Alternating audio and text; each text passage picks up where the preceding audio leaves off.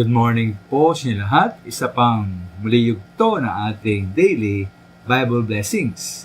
Pamagat po na ating aralin ngayong umaga ay sumunod lamang tayo at magtiwala. Sumunod lamang tayo at magtiwala.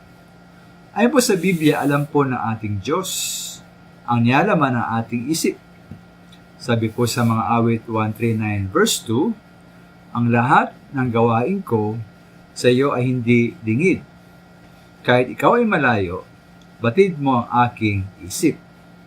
Kaya kung nag-utos po ang Diyos sa atin, alam din niya kung ano ang ating pagtugon sa ating isip, pati ating pagdududa at maaaring pagsasalungat.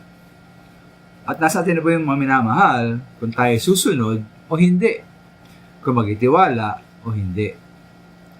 Doon po sa Lucas 5 verse 4 to 6. Nasa verse 4, sabi po ng Panginoong Yesus kay Simon na pumalaot sila at ihulog ang mga lambat upang manghuli. Ay po sa verse 5, sumagot si Simon, Guro, magdamag po kaming nagpagod, ngunit wala kaming nahuli. Ngunit, dahil sa sinabi ninyo, ihulog ko ang mga lambat. Ngayon po, kung magdamag silang nagpagod at wala silang nahuli, bakit pa sila susunod sa Panginoon at ihulog ang kanilang mga lambat?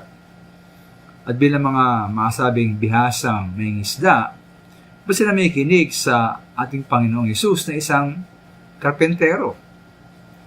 Ngayon po, atin alam ang isip ni Simon. Ngunit ayon po sa verse 6, mabiroon, ganoon nga ang ginawa nila at nakahuli sila ng maraming isda. Kaya halos mapunit ang kanilang mga lambat.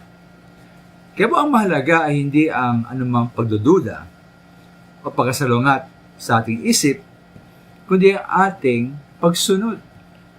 At ang Panginoon na ang bahalang gumawa upang maging mabunga ating pagtugon at pagsunod. Ngayon po sa ating mga minamahal, kuminsan ba ay parang mahirap?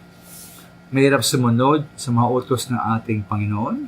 Halimbawa, ating nababasa sa Biblia, napakinggan ang mga utos mula sa pangalan ng salita ng Diyos, tulad ng matyagang panalangin, walang mintis na pagbabasa ng Biblia, palagi ang pagdalo sa panambahan, tapat na pag-ibigay sa gawain ng Panginoon, o kahit tumulong sa mga nangailangan at mahalin ang kaaway.